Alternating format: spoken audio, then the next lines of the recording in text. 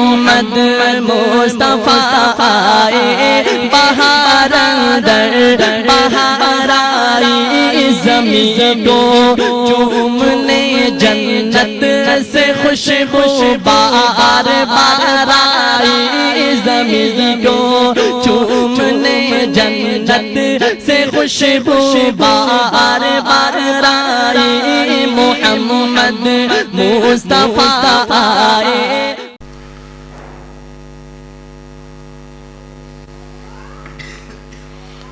السلام علیکم ورحمۃ اللہ وبرکاتہ۔ الحمدللہ وحدہ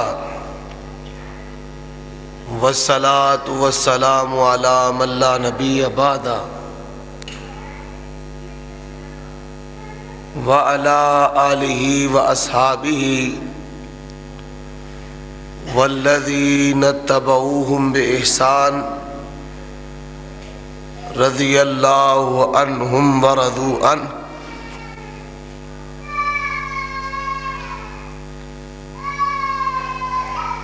اللہم صلی علی محمد وعلی آل محمد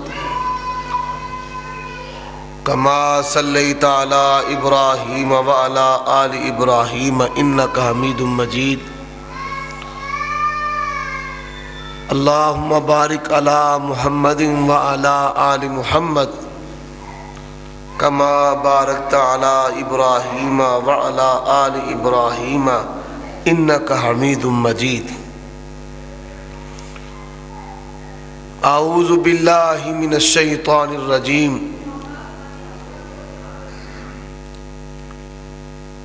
ينزل الملائكة بالروح من أمره على من يشاء من عباده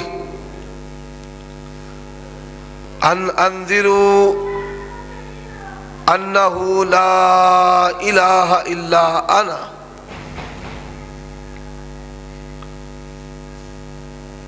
سامعین محترم، اللہ تبارک و تعالی احکم الحاکمین رب العالمین کی حمد و ثنا کے بعد نبیوں کے امام، پاک بازوں کے سردار، نبی آخر الزماں جناب محمد الرسول اللہ صلی اللہ علیہ وآلہ وسلم کی ذات اقدس پر ان گنت لا تعداد بے شمار درود و سلام ہو۔ جو آیت کریمہ میں نے ابھی آپ کے سامنے تلاوت کی ہے،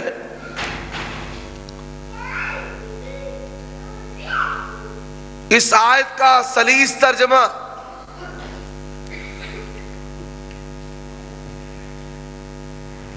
فرشتوں کے اترنے کا مقصد، کتابیں آنے کا مقصد، انبیاء کی بعثت کا مقصد، اللہ کی معرفت اور اللہ کی پہچان ہے۔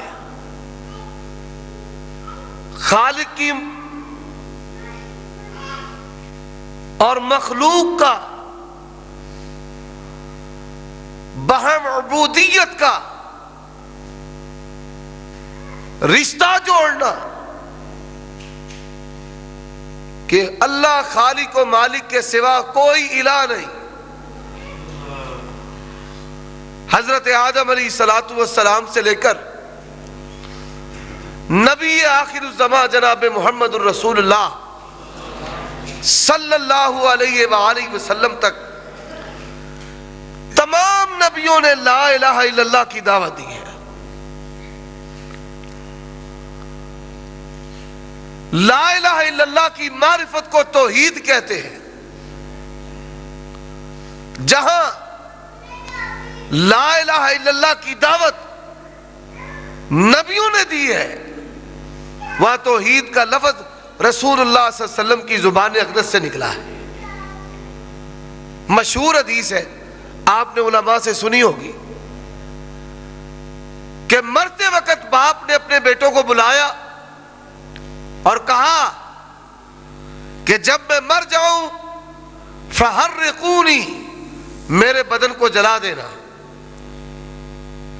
کیوں جلا دینا؟ میں نے اتنے گناہ کیے ہیں، اگر میرے خالق و مالک نے مجھے اٹھا لیا تو میں اللہ کو کیا جواب دوں گا؟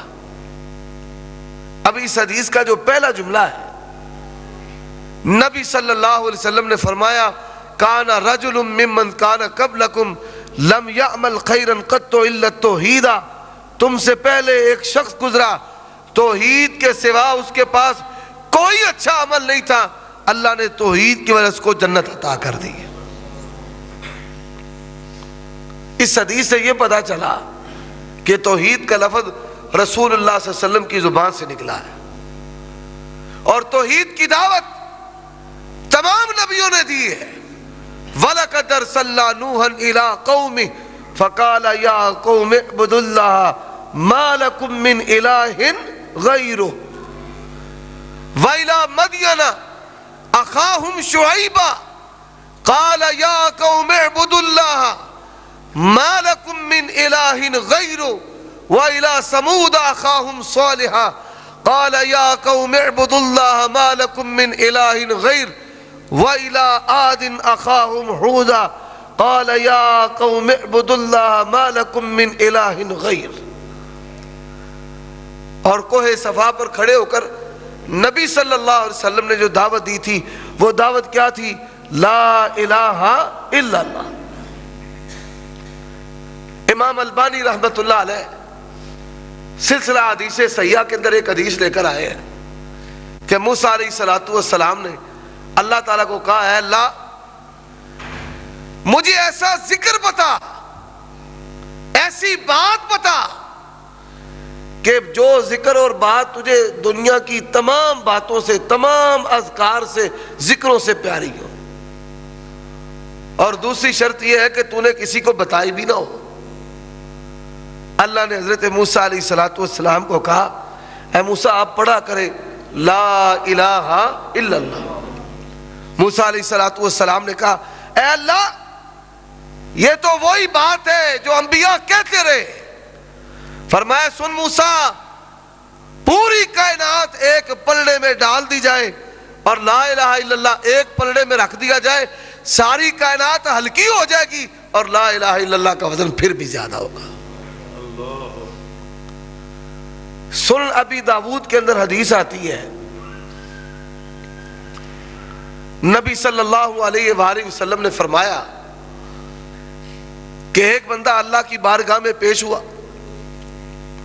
اللہ نے اسے کہا تیری کوئی نیکی، اب اس کی نیکی نہیں ہے، 99 رجسٹر گناہوں کے ایک کم 100 رجسٹر، اور رجسٹر پٹواری دے رجسٹر جڈا نہیں، تا حد نگاہ لمبا اور تا حد نگاہ چوڑا۔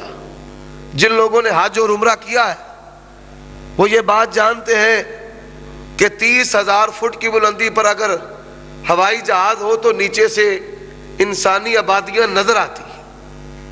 انسانی نظر کی جو حد ہے آج تک سائنسدان بھی متعین نہیں کر سکے۔ سورج اربوں میل دور ہے، ہماری آنکھ دیکھ رہی ہے، چاند کروڑوں میل دور ہے، آنکھ دیکھ رہی ہے۔ اتنے بڑے رجسٹر، کوہ ہمالیہ کے پہاڑوں سے بڑے رجسٹر، کتنے رجسٹر ہوں گے؟ ایک کم 100، 99 رجسٹر۔ اسے یقین ہو جائے گا کہ میں تو اب جنت میں نہیں جا سکتا، اللہ اپنے فرشتوں سے کہیں گے کہ میرے بندے کا ایک عمل ہے، وہ عمل بھی پیش کرو، وہ نیکی پیش کرو۔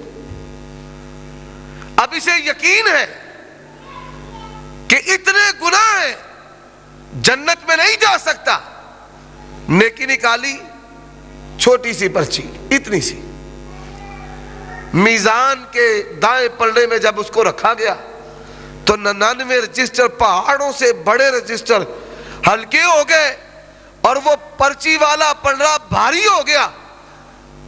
اے اللہ میرا کون سا عمل ہے کہ جس نے سارے گناہوں کو ہلکا کر دیا؟ تو رسول اللہ صلی اللہ علیہ وسلم نے فرمایا اللہ تبارک و تعالیٰ اس کو جواب دیں گے قولک لا الہ الا اللہ.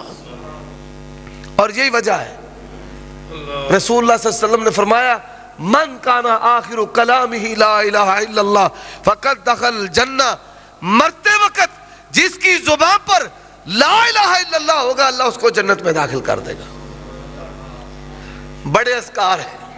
سبحان اللہ بندہ پڑھتا ہے جنت ملتی ہے, الحمدللہ پڑھتا ہے جنت ملتی ہے, اللہ اکبر پڑھتا ہے جنت ملتی ہے, لا حول ولا قوت الا باللہ پڑھتا ہے جنت ملتی ہے.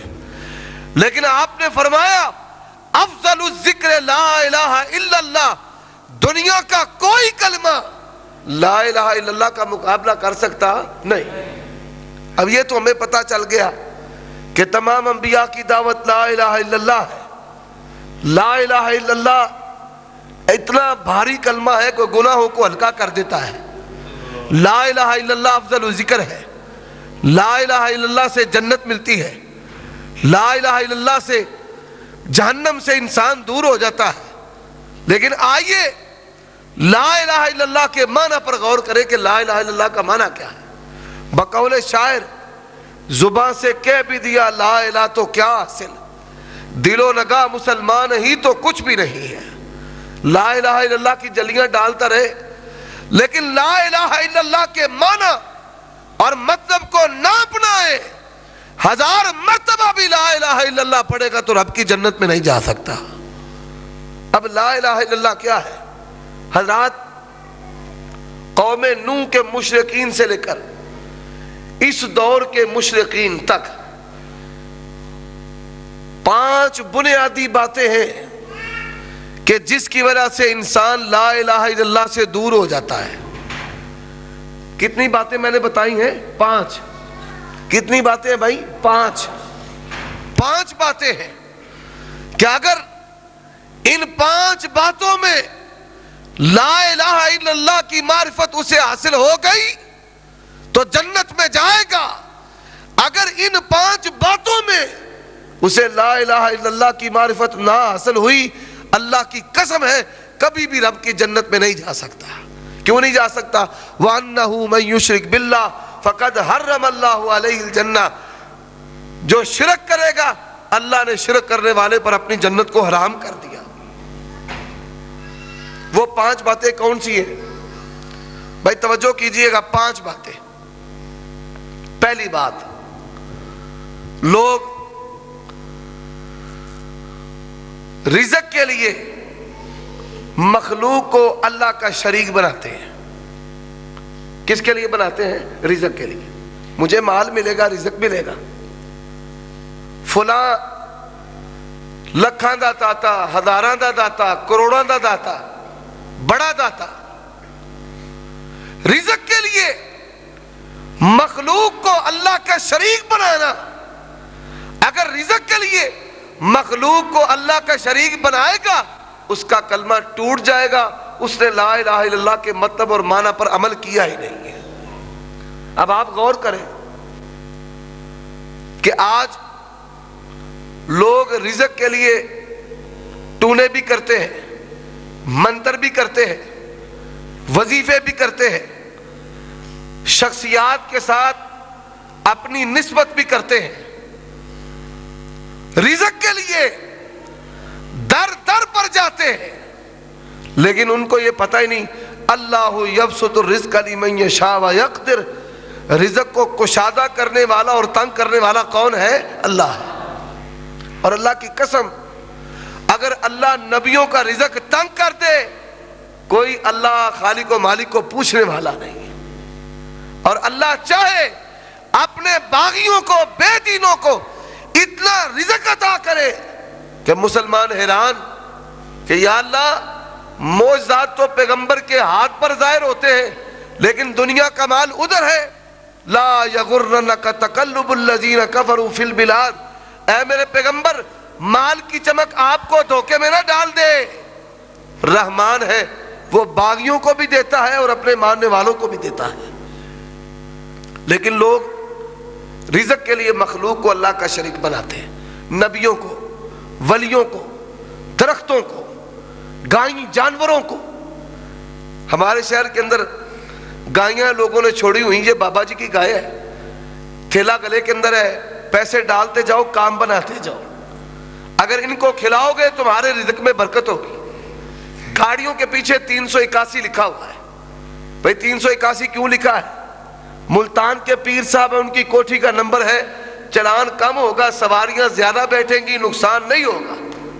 اے اللہ کے بندے، وَمَا قَدَرُ اللَّهَ حَقَّ قَدْرِ، بتا جب تو ماں کے پیٹ میں تھا اور کسی 381 سے واقف نہیں تھا، ماں کے پیٹ میں بغیر مانگے تیرے رزق کو، تیری ضرورتوں کو پورا کرنے والا کون ہے؟ اللہ۔ دو نبیوں کی مثالیں دوں گا اور بات کو آگے چلاؤں گا۔ پہلے نبی کون ہے؟ حضرت موسیٰ علیہ السلام۔ 5 نبی کل نبیوں کے سردار نبی ہیں۔ حضرت نوح علیہ السلام، حضرت ابراہیم علیہ السلام، حضرت موسیٰ علیہ السلام، حضرت عیسیٰ علیہ السلام اور جناب محمد الرسول اللہ صلی اللہ علیہ وسلم۔ یہ 5 نبی کل نبیوں کے سردار نبی ہیں، اور ہمارے نبی ان کے بھی سردار ہیں۔ حضرت موسیٰ علیہ السلام، قرآن بیان کرتا ہے فَوَقَدَ مُوسَى فَقَضَى، حضرت موسیٰ نے ایک بندے کو مکہ مارا، وہ مر گیا۔ نبی کا مکہ تھا، بندہ پار ہو گیا، اب جان بچانے کے لیے دوڑے، بیر مدین کے کنویں پر آئے۔ اللہ کی ولیاں جن کے ایمان و حیا کی گواہی اللہ کا قرآن دیتا ہے، اپنے جانوروں کو روکے ہوئے کھڑی۔ موسیٰ علیہ السلام آگے بڑھے، ان کے جانوروں کو پانی پلا دیا۔ پانی پلانے کے بعد حضرت موسیٰ علیہ السلام جب تشریف فرما ہوئے تو حضرت موسیٰ کو بھوک لگ گئی۔ کس کو بھوک لگ گئی؟ بولیے بھائی، کس کو بھوک لگ گئی؟ یہ فرقہ واریت نہیں ہے، ترجمہ کسی مترجم کا ہو، کسی مطبع سے چھپا ہو۔ جب حضرت موسیٰ علیہ السلام کو بھوک لگی تو کیا کہا؟ رب انی لما انزلت الی من خیر فقیر، اللہ تیرا موسیٰ بھوکا ہے۔ حضرت موسیٰ نے رزق روٹی اللہ سے مانگی، مانگنے والا نبی ہے اور عطا کرنے والا کون ہے؟ مالک نے اس کو قرآن بنا دیا۔ ایمان کو ٹھیک کر لو کہ رزق عطا کرنے والا کون ہے؟ اگر بڑوں کے پاس، برگزیدوں کے پاس، ولیوں اور نبیوں کے پاس طاقت ہوتی، کبھی بھی موسیٰ رزق اللہ سے نہ مانگتے، بلکہ حضرت موسیٰ علیہ السلام آنے واحد میں اپنی خواہشات کو پورا کر لیتے۔ پتہ یہ چلا رزق مانگنے والے موسیٰ ہیں، اور موسیٰ علیہ السلام کو رزق عطا کرنے والا کون ہے؟ اللہ۔ قرآن سے دوسری مثال کون ہے؟ حضرت عیسیٰ علیہ السلام۔ ربنا انزل علینا مائدۃ من السماء، لوگوں آؤ اپنے عقائد و اپنے ایمان کی اصلاح کرو۔ اللہ کے برگزیدہ نبی حضرت موسیٰ اور حضرت عیسیٰ علیہ السلام اللہ سے رزق مانگنے والے ہیں، مانگنے والے نبی ہیں، اور نبیوں کو رزق عطا کرنے والا کون ہے؟ دو مثالیں قرآن سے دی ہیں۔ دوسرا نقطہ ہے اولاد کے حصول کے لیے لوگ نبیوں کو، ولیوں کو، درختوں کو، جانوروں کو اللہ کا شریک بناتے ہیں۔ بیر گرے گا بیٹا ہوگا، پتا گرے گا بیٹی۔ گزشتہ سال اللہ نے مجھے حج کرنے کی توفیق عطا فرمائی۔ حرم کے اندر نماز اشراق پڑھنے کے بعد جب میں باہر نکلا، ایک بوڑھی عورت گندم کے اندر بیٹھی ہوئی کوئی چیز تلاش کر رہی تھی۔ میں نے سمجھا کمزوری کی وجہ سے بیٹھ گئی ہے، لباس سے پتہ چل گیا پاکستانی عورت ہے۔ اما جان، ریڑھی پر بٹھا کر آپ کو آپ کی منزل تک چھوڑا ہوں؟ نہیں بیٹا، مجھے کوئی عارضہ نہیں ہے، مینوں کوئی مسئلہ نہیں، کوئی تکلیف نہیں۔ ماں جی خیر نال بیٹھے ہو؟ جواب دیتی ہے بیٹا میں ایک چیز تلاش کر رہی ہوں، پیسے گر گئے ہیں، سونا گر گیا ہے، کوکا گر گیا ہے، والی گر گئی ہے۔ نہیں ماں جی کیا تلاش کر رہی ہو؟ میں گندم میں سے جو کا دانہ تلاش کر رہی ہوں۔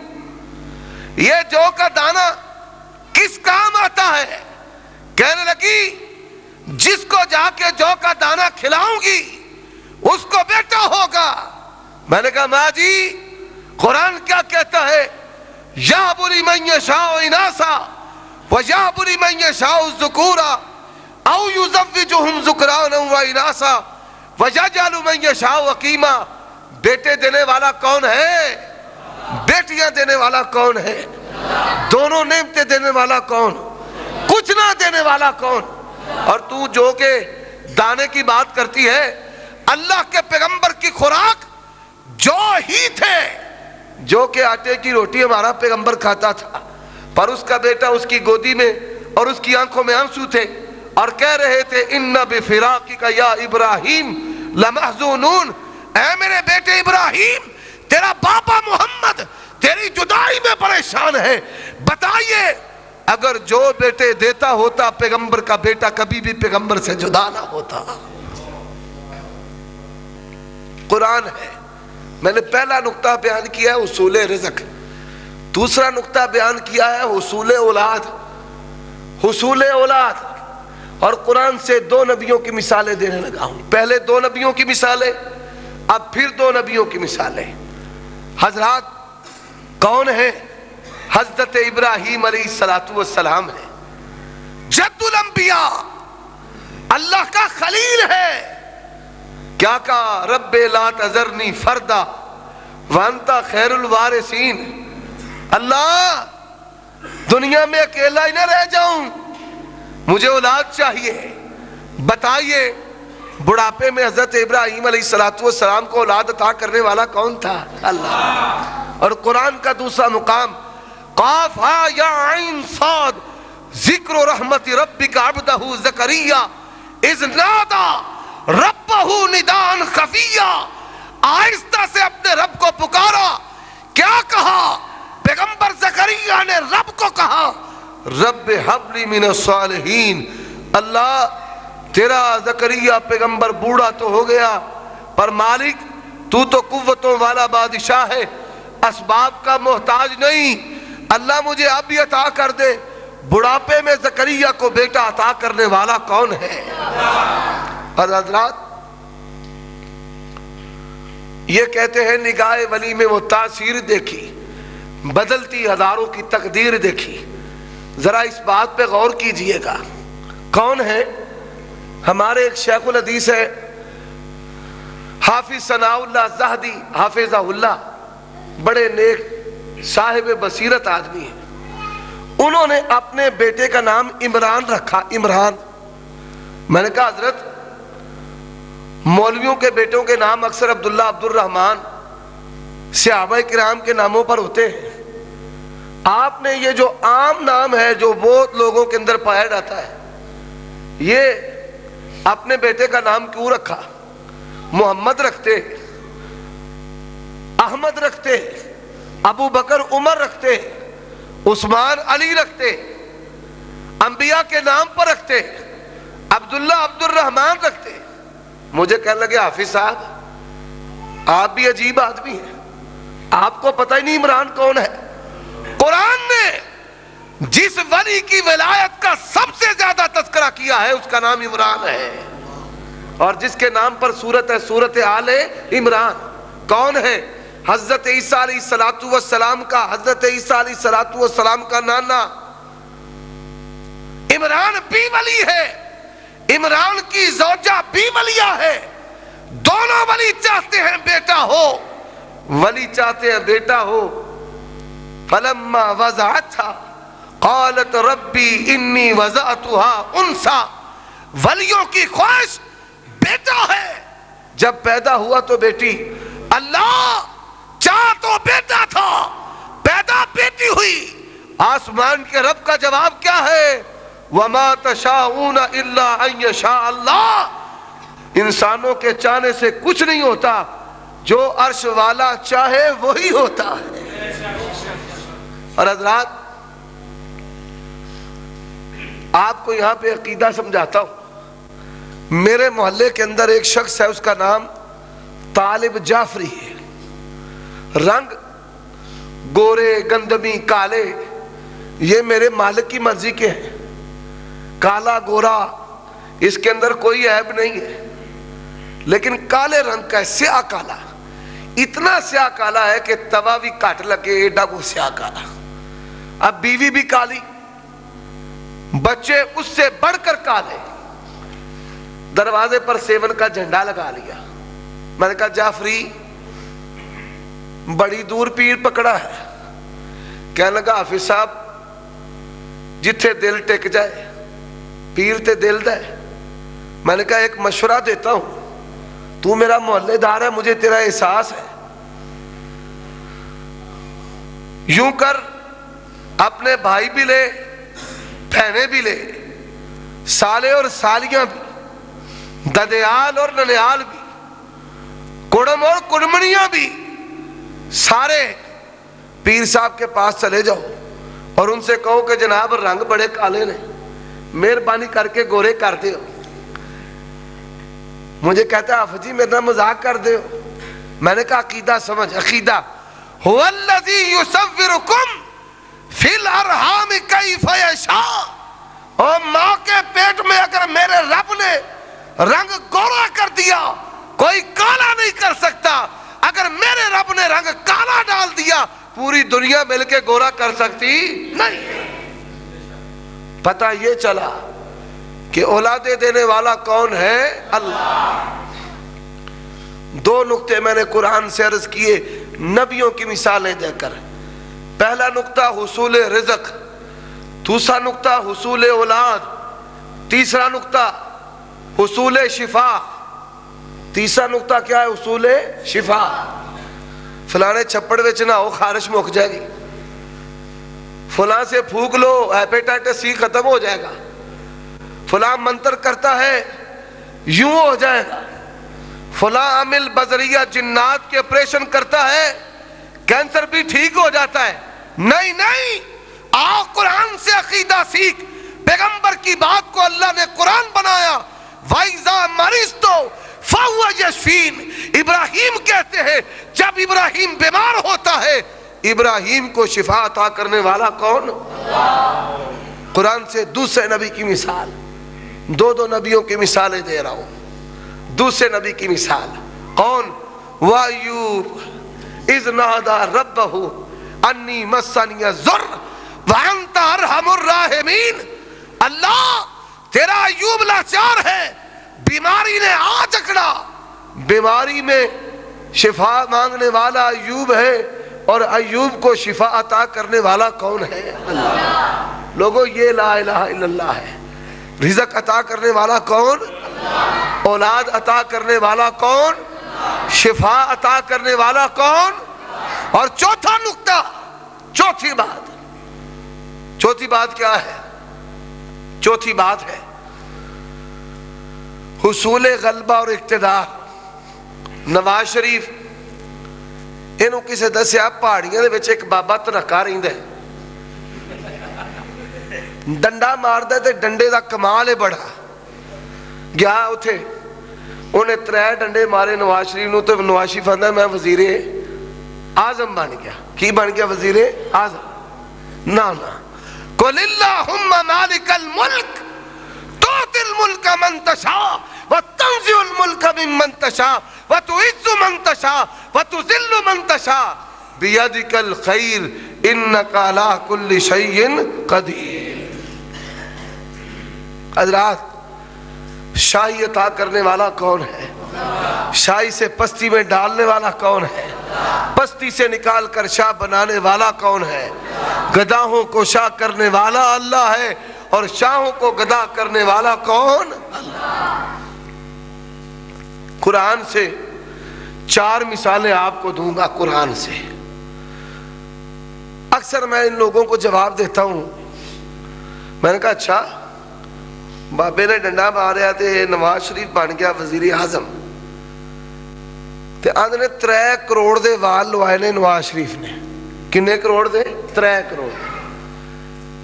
تے ودیا کام ہوندا ایک ڈنڈا کھاندا آلو وچ سر وچ وال تے حکم دے پر عقیدہ ٹھیک کر لو جیدے وال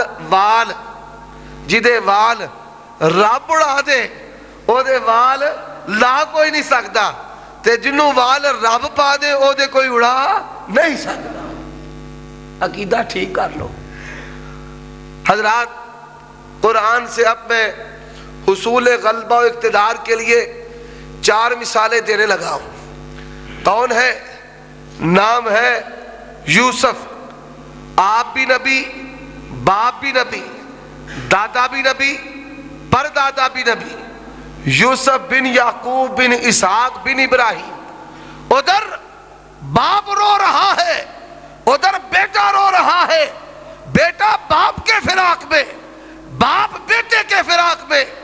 اور آؤ دنیا کے سارے تخت جمع کر لیے جائیں، ایوب پیغمبر کی گودی کا کوئی تخت مقابلہ نہیں کر سکتا.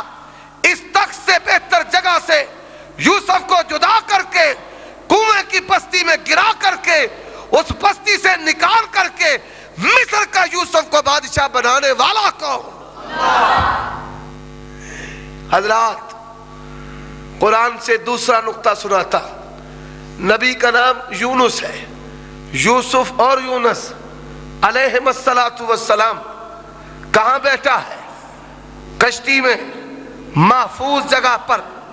کشتی کے تخت سے مچھلی کے پشت میں حضرت یونس علیہ السلام کو اتارنے والا کون؟ وَنَادَ فِي الظُّلُمَاتِ اللَّا إِلَهَ إِلَّا أَنْتَ سُبْحَانَكَ إِنِّي كُنْتُ مِنَ الظَّالِمِينَ. مچھلی کے پیٹ میں مصیبت، تنگی، تکلیف میں غلبے کے لیے حضرت یونس علیہ السلام نے پکارا اللہ کو، اور مصیبت کو دور کرنے والا کون؟ اللہ. کون ہے؟ حضرات نبی ہے حضرت نوح علیہ السلام. نوح علیہ السلام. پورا جہاں دشمن ہے، پورا جہاں. قرآن بیان کرتا ہے حضرت نوح علیہ السلام نے ان حالات میں کس کو پکارا؟ ربی انی مغلوب فانتصر. اللہ تیرا نوح لاچار ہے، لاچاری میں پکارنے والا نوح ہے، اور نوح کی پکار سن کے اس کے بیڑے کو پار کرنے والا کون؟ اور آئیے نبیوں کے امام ہیں سید الانبیاء جناب محمد الرسول اللہ صلی اللہ علیہ وآلہ وسلم. معرکہ بدر 313 پیغمبر لے کر میدان میں اترا. پورا جہاں دشمن، ایرانیوں کی، رومیوں کی، مشرکین کو پوری سپورٹ حاصل، بہترین اسلحہ، 1000 جنگجو لے کر، جشن کا سامان لے کر 313 کو مٹانے کے لیے میدان میں اترے. اور بقول شہید ملت کیسا خوب نقشہ کھینچا. حالت یہ تھی اگر تیر تھا کمان نہیں، اور تلوار تھی تو ڈھال نہیں. عالم یہ تھا. پیغمبر نے رونا شروع کر دیا. نبی رو رہے ہیں، آنکھیں محمد الرسول اللہ کی ہیں، آنسو محمد الرسول اللہ کے ہیں، زبان محمد الرسول اللہ صلی اللہ علیہ وسلم کی ہے، ہاتھ محمد الرسول اللہ صلی اللہ علیہ وسلم کے ہیں. اپنے رب کو پکار رہے ہیں، اے مالک ارض و سما، 15 سال کی میری محنت ہے، بتا اگر یہ مٹا دیے گئے تو تیری عبادت کرنے والا کون ہوگا؟ کیا کہا اللہ نے؟ آج تو بڑی باتیں ہیں، لوگ بڑی باتیں بناتے ہیں، فلاں نے یوں کر دیا، فلاں نے یہ کر دیا، فلاں نے وہ کر دیا. میں بس مثال دینے لگا ہوں. ہمارا بد نصیبی سے وزیر داخلہ بے دین ہے جس کا نام ہے رحمان ملک. کیا نام ہے؟ رحمان ملک. کل واللہ پڑھنی نہیں ہوتی. اجلاس پہ ہوندا سی پارٹی دا، 3 واری پڑھی تے 3 واری کل واللہ پڑھنی آئی نہیں. امریکہ وانا تے وزیرستان میں ڈرون حملے کرتا ہے، دعا کرو اللہ امریکہ دا بیڑا غرق کرے.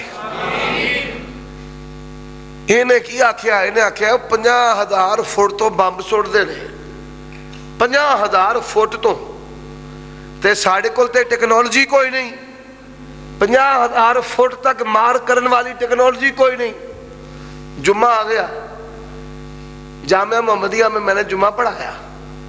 میں نے کہا رحمان ملک جھوٹ بولتا ہے, ہمارے پاس ٹیکنالوجی ہے, بڑی پرانی ٹیکنالوجی ہے. بندے حیران ہو گئے کہ مولوی صاحب ایک ہی پہ گل کرتے ہیں, ٹیکنالوجی ہے تے بڑی پرانی ٹیکنالوجی ہے. میں نے کہا ہاں, 65 کی جنگ ہوئی کہ نہیں ہوئی؟ ہوئی. 65 کی جنگ ہوئی, اللہ نے پاکستان کو فتح دے دی, کفر کو شکست ہوئی.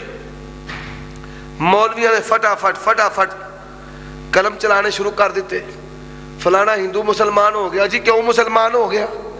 وہ جہاز دا پائلٹ سی, آندا میں راوی دے پول دے اتے بم مارتا سا, پہلا بم ماریا پول ڈگا ہی نہ, دوجا ماریا پھر کوئی نہ ڈگا, پھر میں نیواں ہو کے بم ماریا تے ویکھیا تھلے بابے راہ نے ہرا چولا پایا سی, میں بم ماری ہوندا ہاں بابا چولے وچ بم چوپی ہوندا سی.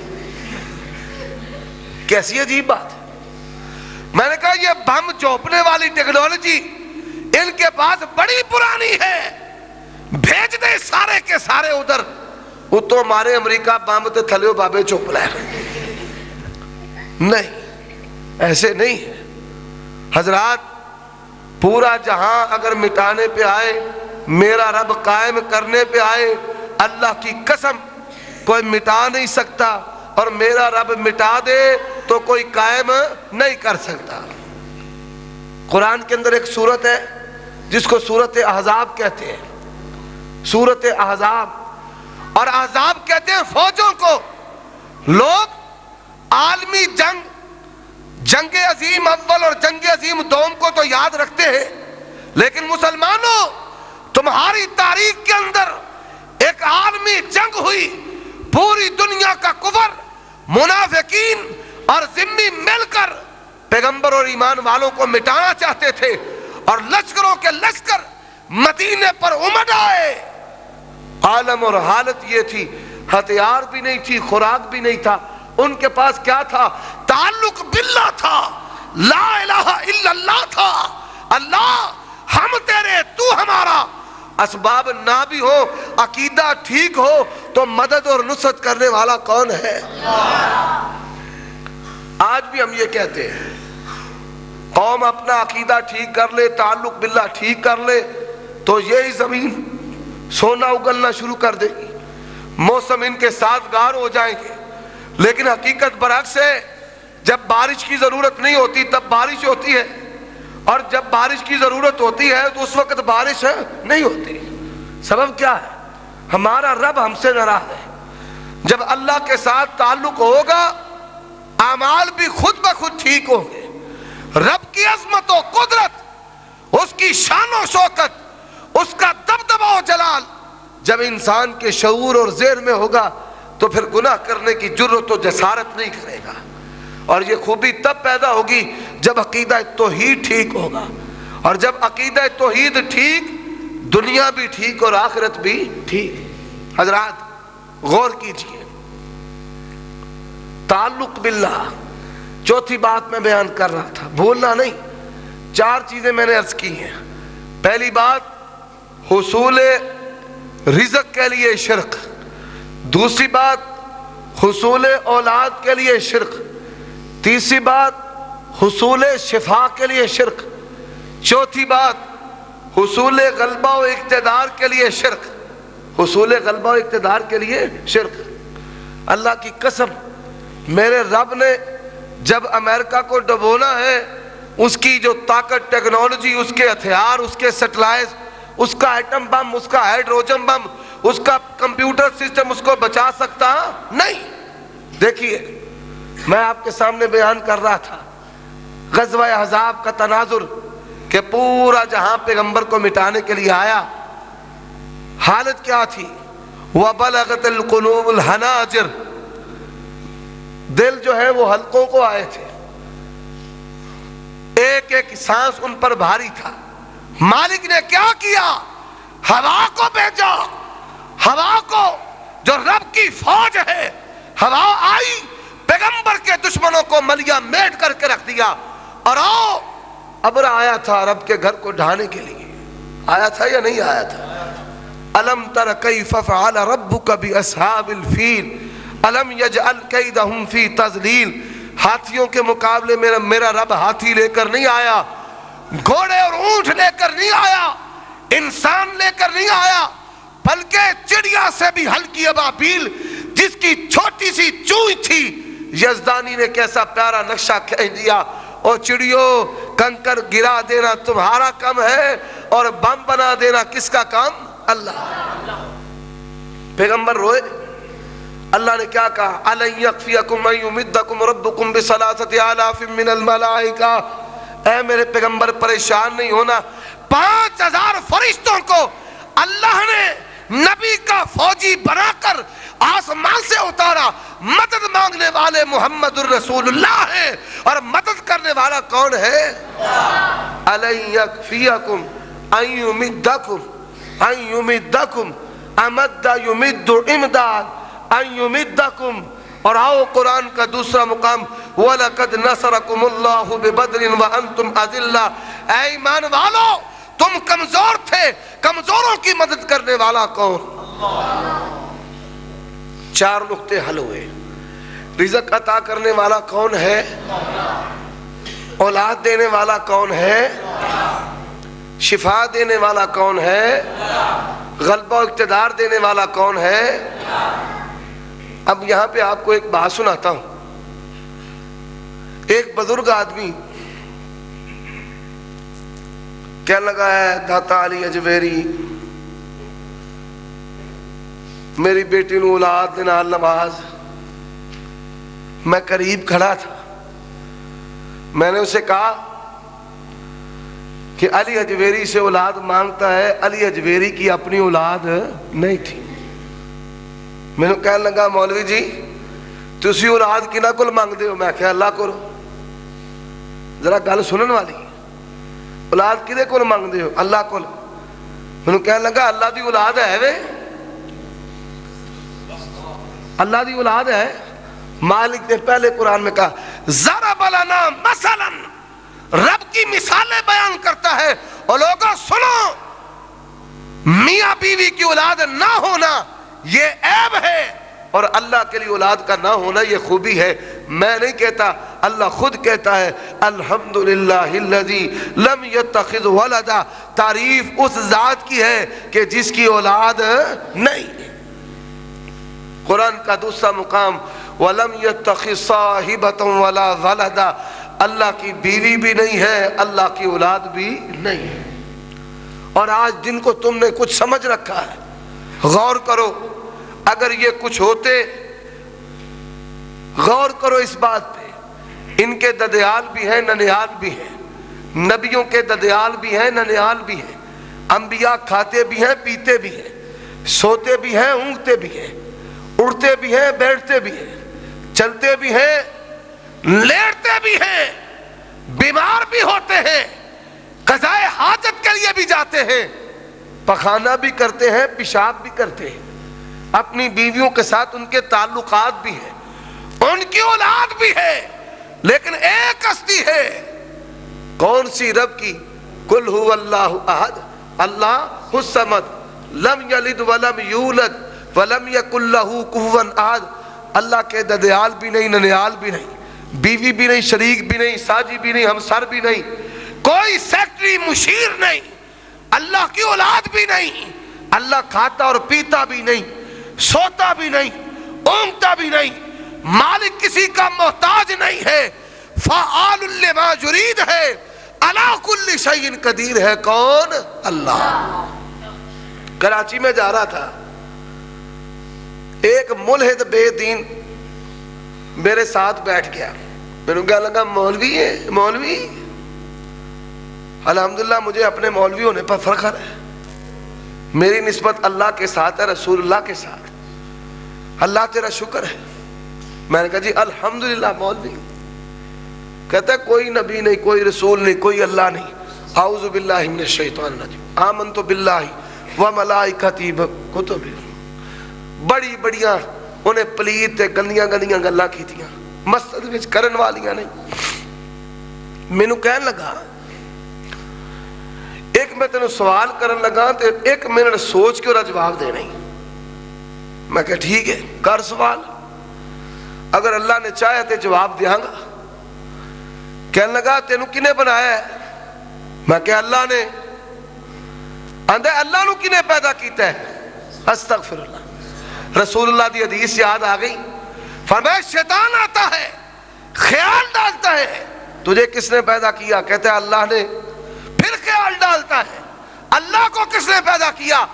اعوذ باللہ پڑھے, تجدید ایمان کرے, آمنت باللہ و ملائکتی و کتبہ و رسلہ و بالقدر خیری و شر و بالبعث بعد الموت.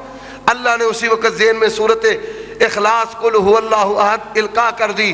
میں نے کہا سن, وہ ہستی اور وہ وجود جس کو کسی نے پیدا نہیں کیا, جس کو کسی نے بنایا نہیں, اس کو اللہ کہتے ہیں. وہ وجود اور وہ ہستی جس کو کسی نے بنایا نہیں, کسی نے پیدا نہیں کیا, اس وجود اور اس ہستی کو کیا کہتے ہیں؟ اللہ. اللہ کہتے ہیں, اللہ کہتے ہیں. حضرات وہی اللہ, اس نے اپنا تعارف اپنے پیغمبر کے ذریعہ کرایا, اور انبیاء علیہ السلام کو یہی پیغام ملا ہے لا الہ الا اللہ. اور لا الہ الا اللہ کا مطلب کہ اولاد دینے والا کون ہے, رزق دینے والا کون ہے, شفا دینے والا کون ہے, غلبہ اقتدار کا مالک کون؟ اللہ ہے. اور پانچویں بات وہ کیا ہے؟ نماز پڑھ لو. ساڑی پڑھائی ہے. پیغمبر صلی اللہ علیہ وسلم وہ تو مرض الموت میں بھی نماز پڑھتے رہے. پیر عبد القادر جیلانی ان کے حالات زندگی میں لکھا ہے,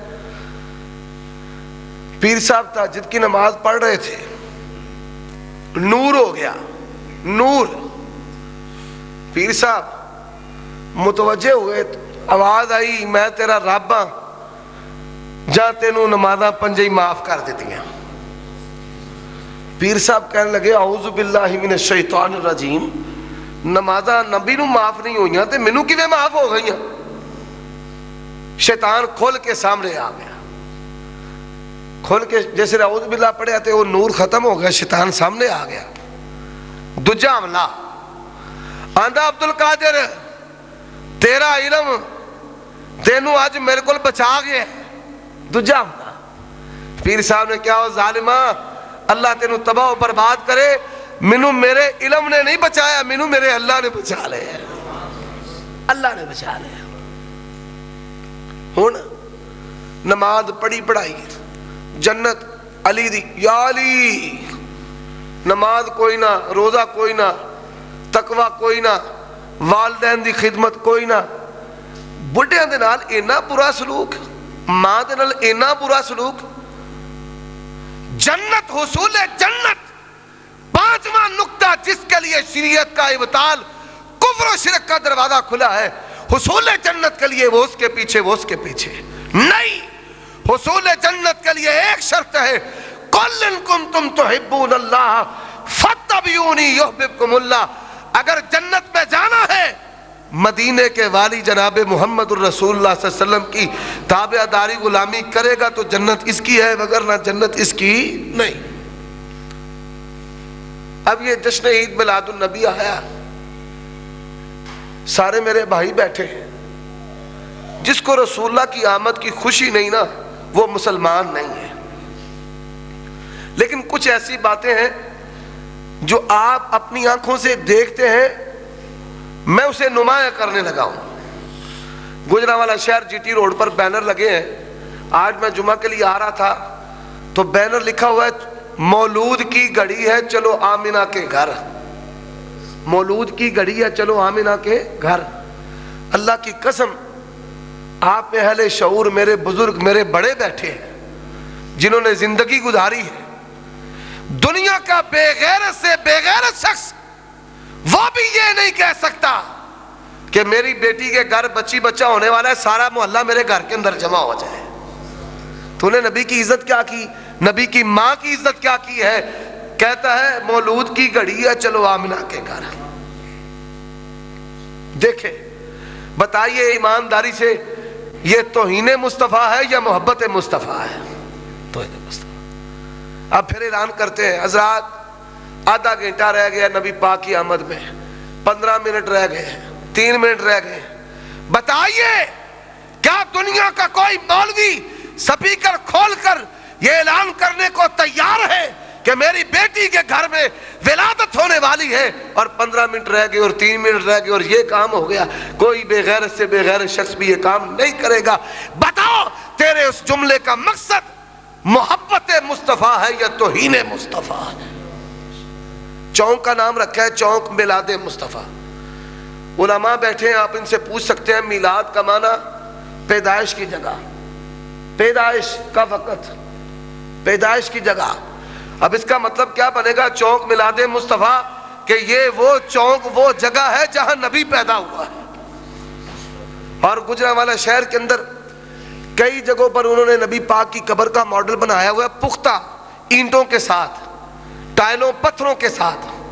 2 جگہ میں آپ کو بتا دیتا ہوں, آپ جب بھی گجرانوالہ شہر سے گزرے دیکھیں.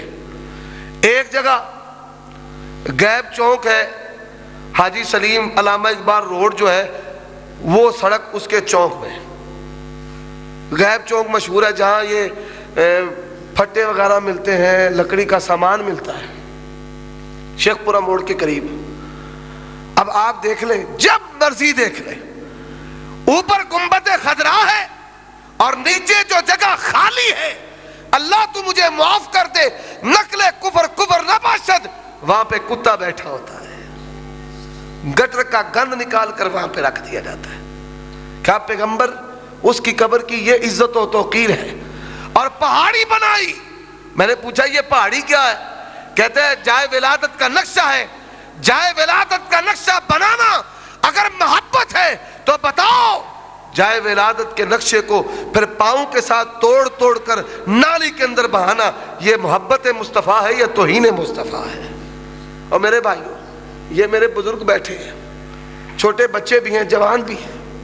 اشتعال کی بات نہیں, ان کو حقیقتاً محبت ہے, لیکن محبت کے اندر جہالت بھی ساتھ مل گئی اور شیطان نے ان سے ایسے اعمال کروائے جس سے توہین صادر ہوتی ہے.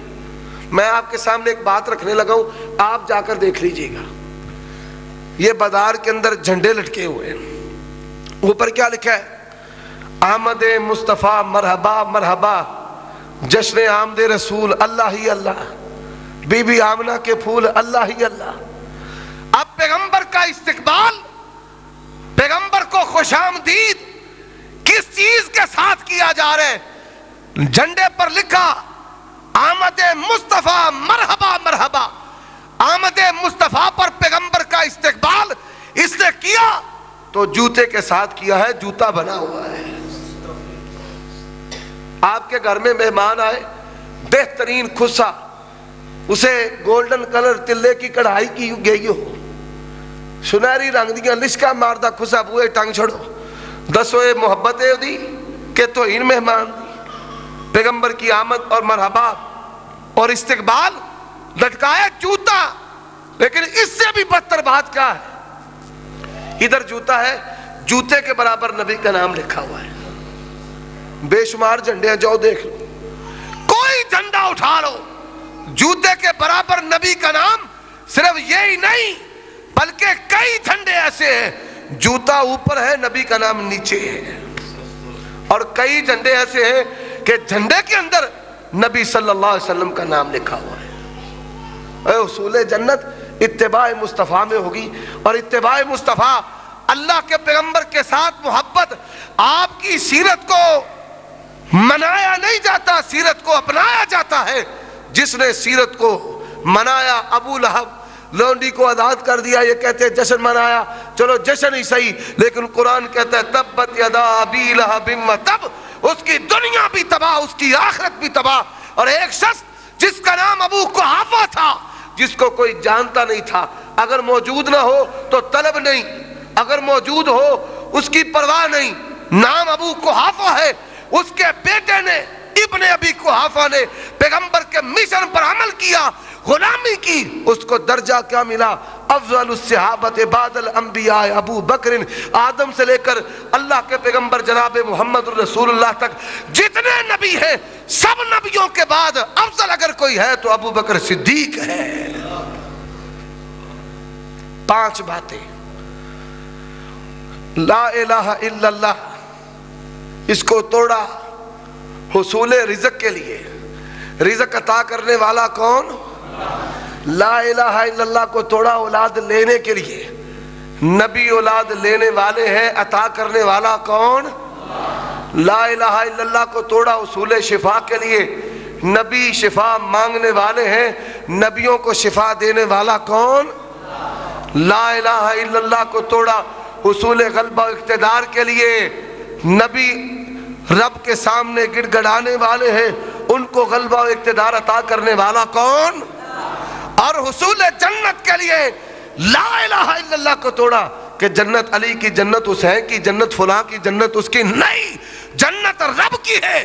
جنت لینے کا طریقہ ایک، قُلْ إِن كُنتُمْ تُحِبُّونَ اللَّهَ فَاتَّبِعُونِي يُحْبِبْكُمُ اللَّهُ۔ وہ طریقہ کیا ہے کہ آپ کی سیرت کو مناؤ نہیں، سیرت کو اپناؤ اور سچے تابع دار بن جاؤ۔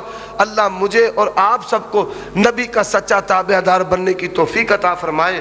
وآخر دعوانا ان الحمد للہ رب العالمین۔ یہ ایک بھائی نے بڑی بہترین دعا کے پرچی لکھی ہے، دعا کرے اللہ میرے دونوں بیٹوں کو ہدایت دے اور قرآن کے حافظ بنائے، 5 وقت کے نمازی بنائے۔ کیسی باپ کی بہترین فکر ہے، اللہ اس باپ کو بھی اپنا پیارا بندہ بنائے، اس کے بیٹوں کو بھی اپنا پیارا بندہ بنائے۔ تحدیث نعمت کے طور پر بیان کرنے لگا ہوں، میرے والد صاحب 5 بھائی 5 بہنیں ہیں، اللہ پاک نے سب کو 5 بیٹوں سے نوازا، تو ماشاءاللہ 51 سی بھرا بننے، 51 بہنیں کٹ دیئے، بہنوں کو شامل کر لیے تو یہ بڑی تعداد بن جاتی ہے، کوئی 75 کے قریب۔ اللہ نے جس کو بچے دیے ہیں، میرے خاندان کا کوئی بچہ ایسا نہیں کہ جس کو 50 دعائیں نہ آتی ہو اور 30واں پارہ نہ آتا ہو۔ یہ عزم کر لیں کہ 30واں پارہ ہم نے اپنے بچوں کو ضرور یاد کروانا ہے، دعائیں بھی یاد کروانی ہیں۔ یہ اللہ کا فضل ہے، اللہ کی بندوں کے ساتھ محبت اور بندوں کی اللہ کے ساتھ محبت کی بڑی دلیل ہے۔ تو اللہ تعالیٰ مجھے آپ سب کو خالص اپنا قریبی بندہ بننے کی توفیق عطا فرمائے۔ سوال آیا ہے بدعت کی تعریف کیا ہے، وضاحت فرمائے۔ خطبہ مسنونہ کے الفاظ، ہر بدعت گمراہی ہے، ہر گمراہی جہنم میں جائے گی۔ حضرت عثمان غنی کے دور میں جمعۃ المبارک کے وقت 2 اذانیں کس زمرے میں؟ حضرت عمر فاروق کے وقت میں نماز تراویح کی امامت، یہ الفاظ کہ یہ ایک اچھی بدعت ہے، کس زمرے میں؟ امام بخاری کی ہر حدیث لکھنے سے پہلے 2 رکعت نماز نفل کا اہتمام کیوں؟ بھائی سب سے پہلی بات، بدعت کی تعریف نبی صلی اللہ علیہ وسلم کی وہ حدیث ہے جو امام مسلم لے کر آئے، من احدث فی امرنا ھذا ما لیس علیہ امرنا فہو رد، کہ وہ امر جو اللہ کے پیغمبر سے ثابت نہیں، جس پر نبی کی مہر نہیں ہے، وہ مردود ہے۔ کوئی شخص دین کے اندر نیا کام داخل کرے، ایجاد کرے کہ جس کی اصل نبی پاک سے ثابت نہ ہو، وہ بدعت ہے اور وہ مردود ہے۔ اور خطبہ مسنونہ کے اندر یہ الفاظ، کل بدعت ضلالہ وکل ضلالۃ فی النار، ہر بدعت گمراہی اور ہر گمراہی کا ٹھکانہ جہنم ہے۔ اب یہ کہنا کہ حضرت عثمان کے دور میں 2 اذانیں جمعے کی، اس بھائی کو پتہ ہی نہیں کہ نبی صلی اللہ علیہ وسلم کی حدیث ہے، علیکم بسنتی و سنت الخلفاء الراشدین المہدیین۔ تو خلفاء راشدین کا جو عمل ہے وہ سنت میں داخل ہے، وہ بدعت کے اندر نہیں جائے گا۔ دوسری بات ہے 2 اذانوں کی اصل نبی پاک سے ہے۔ فجر کے وقت 2 اذانیں اللہ کے پیغمبر میں صلی اللہ علیہ وسلم کے دور میں دی جاتی تھی، ایک بلال رضی اللہ تعالیٰ عنہ اذان دیتے تھے اور دوسری اذان عبداللہ بن ام مکتوم رضی اللہ تعالیٰ عنہ دیتے تھے۔ اور عمر فاروق رضی اللہ تعالیٰ عنہ کے وقت کہ یہ اچھی بدعت ہے، اچھا طریقہ بدعت وہ ہے کہ جس کی اصل رسول اللہ سے ثابت نہ ہو. تو امامت تو نبی پاک نے کروائی ہے، اور حضرت عمر سے پہلے بھی نماز تراویح باجماعت پڑھی جاتی تھی. جماعت ایک نہیں ہوتی تھی، مختلف جماعتیں ہوتی تھی. بخاری کے اندر حدیث موجود ہے. تو یہ جو بدعت ہے اس کا استعمال لغوی طور پر ہے، اصطلاحی طور پر نہیں ہے. اور امام بخاری نے جو 2 رکعت نماز ادا کی ہے یہ صلاۃ استخارہ ہے، کہ صحت کی اپنے طور پر تسلی کرنے کے بعد استخارہ کہ اللہ کے ساتھ مشورہ ہے. اس سے یہ نتیجہ نکلا کہ بخاری کی ہر حدیث مرفوع اللہ خالق و مالک کا مشورہ اس کے اندر شامل ہے. تو اس سے تو صحیح بخاری کی سے جو ہے فوقیت وہ واضح ہوتی ہے. نبی صلی اللہ علیہ وسلم نے ساری زندگی نماز رفع دین کے ساتھ ادا کی ہے. امام بخاری رحمۃ اللہ علیہ نے یہی لکھا ہے. ان کی کتاب جز رفع الیدین پڑھیں، حدیث کی مستقل کتاب ہے، حدیث کی مستقل کتاب جس کے اندر انہوں نے ثابت کیا ہے کہ نبی صلی اللہ علیہ وسلم نے ایک نماز بھی رفع دین کے بغیر نہیں پڑھی. میں نے نہیں، امام بخاری رحمۃ اللہ علیہ نے یہ کتاب لکھی ہے. اور امام بخاری تمام مسلمان جانتے ہیں کہ ان کا مرتبہ اور ان کا درجہ کیا ہے.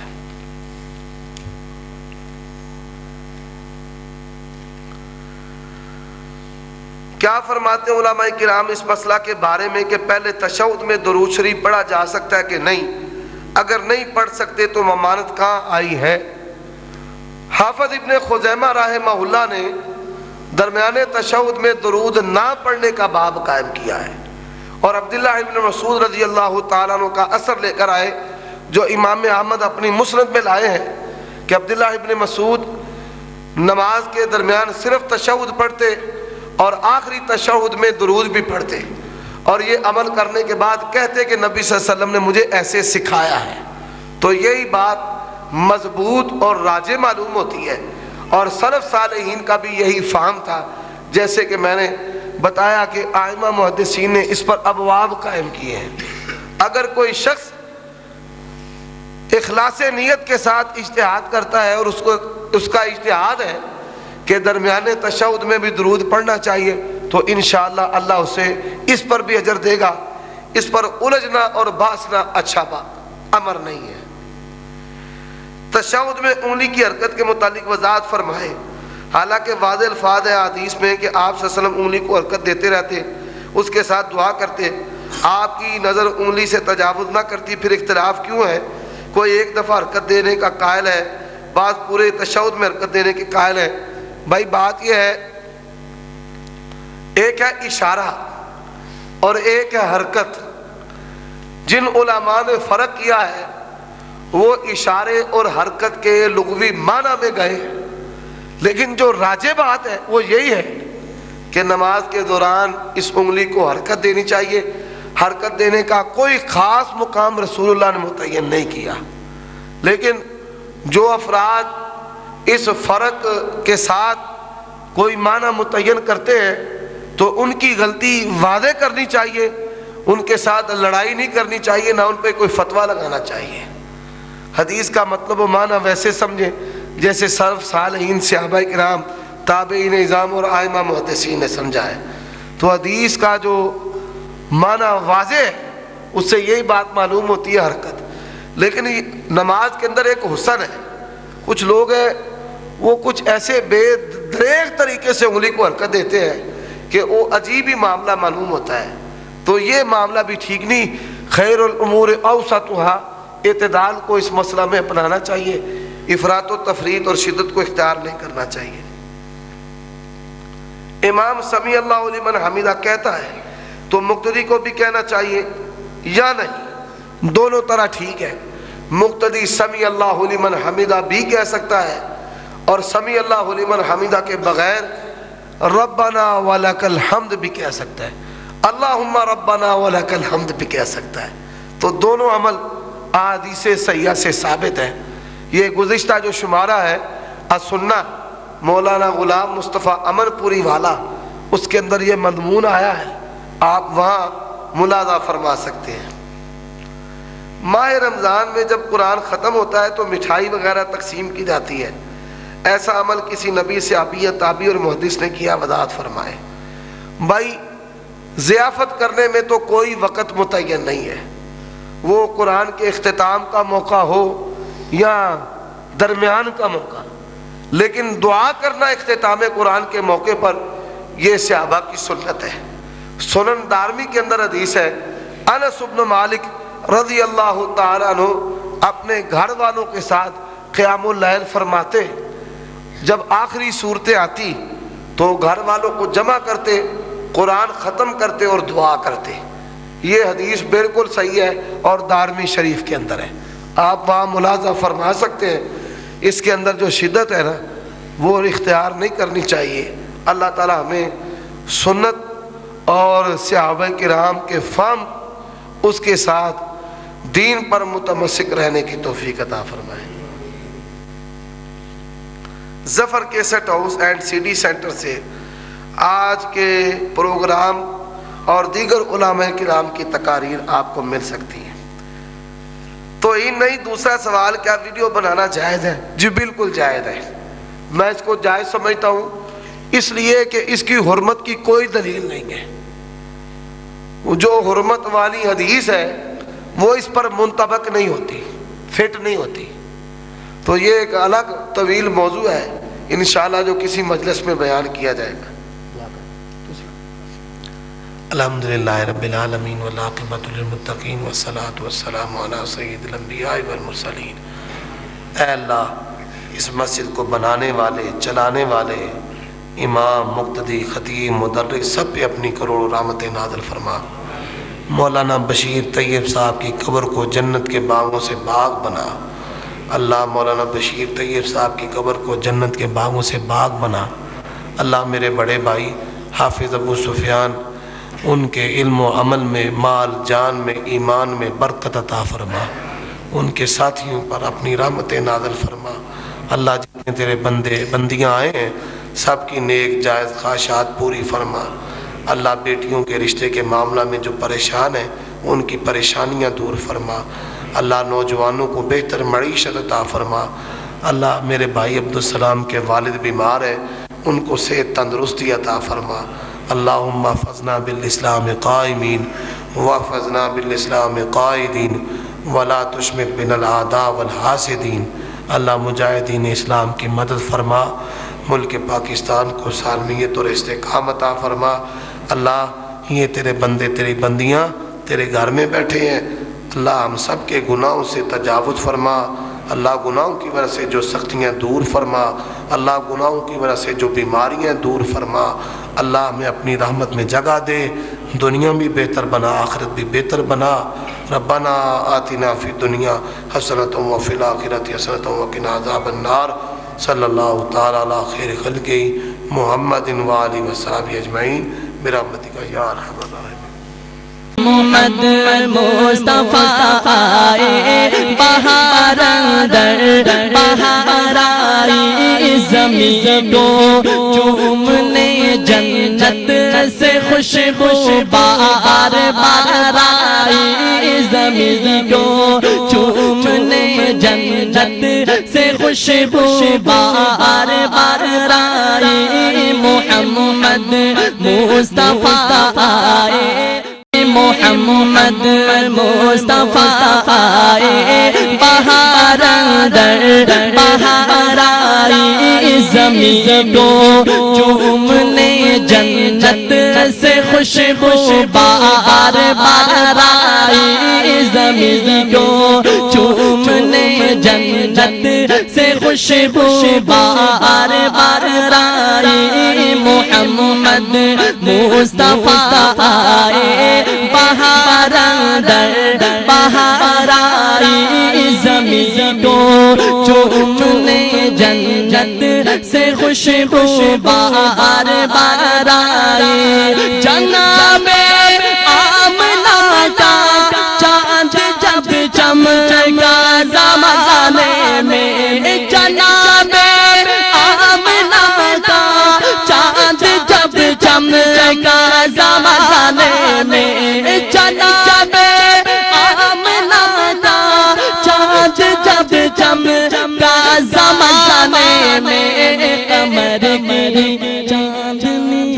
قدموں پہ ہونے کو نثار آئی قمر کی چاندنی قدموں پہ ہونے کو نثار آئی محمد مصطفیٰ آئے بہار اندر بہار آئی زمین کو چومنے جنت سے خوشبو بہار بہار آئی زمین کو چومنے جنت سے خوشبو بہار